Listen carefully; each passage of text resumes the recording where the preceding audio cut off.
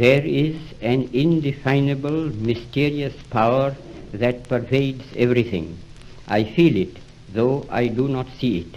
It is this unseen power which makes itself felt and yet defies all proof, because it is so unlike all that I perceive through my senses. It transcends the senses, but it is possible to reason out the existence of God to a limited extent. Even in ordinary affairs, we know that people do not know who rules or why and how he rules, and yet they know that there is a power that certainly rules. In my tour last year in Mysore, I met many poor villagers, and I found upon inquiry that they did not know who ruled Mysore. They simply said, some God ruled it. If the knowledge of these poor people was so limited about their ruler, I, who am infinitely lesser in respect to God than they to their ruler, need not be surprised if I do not realize the presence of God, the King of Kings. Nevertheless, I do feel, as the poor villagers felt about Mysore, that there is orderliness in the universe. There is an unalterable law governing everything and every being that exists or lives. It is not a blind law, for no blind law can govern the conduct of living beings. And thanks to the marvelous researches of Sir J.C. Bose, it can now be proved that even matter is life. That law, then, which governs all life is God. Law and the lawgiver are one. I may not deny the law or the lawgiver because I know so little about it or him.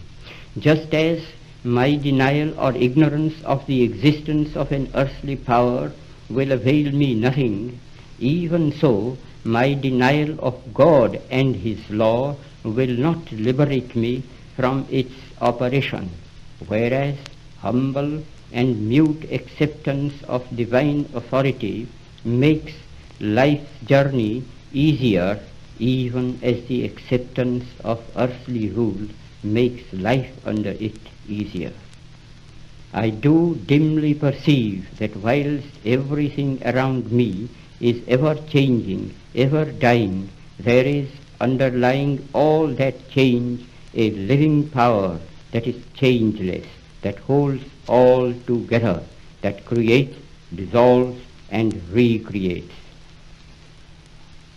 That informing power or spirit is God, and since nothing else that I see merely through the senses can or will persist, he alone is.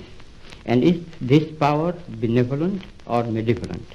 I see it as purely benevolent, for I can see that in the midst of death, life persists. In the midst of untruth, truth persists. In the midst of darkness, light persists.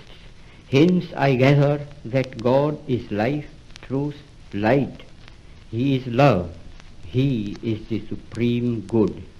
But he is no God who merely satisfies the intellect, if he ever does. God, to be God, must rule the heart and transform it. He must express himself in every smallest act of his votary. This can only be done through a definite realization, more real than the five senses can ever produce. Sense perceptions can be and often are false and deceptive, however real they may appear to us. Where there is realization outside the senses, it is infallible. It is proved not by extraneous evidence, but in the transformed conduct and character of those who have felt the real presence of God within.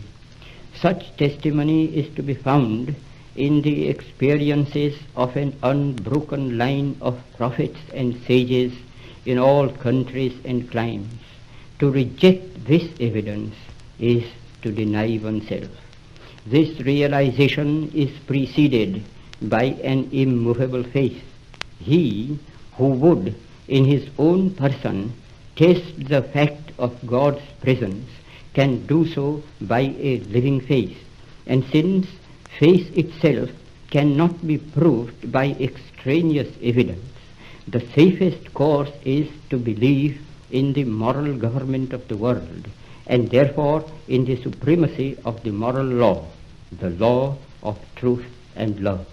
Exercise of faith will be the safest where there is a clear determination, summarily, to reject all that is contrary to truth and love. I confess that I have no argument to convince through reason. Faith transcends reason. All I can advise is not to attempt the impossible.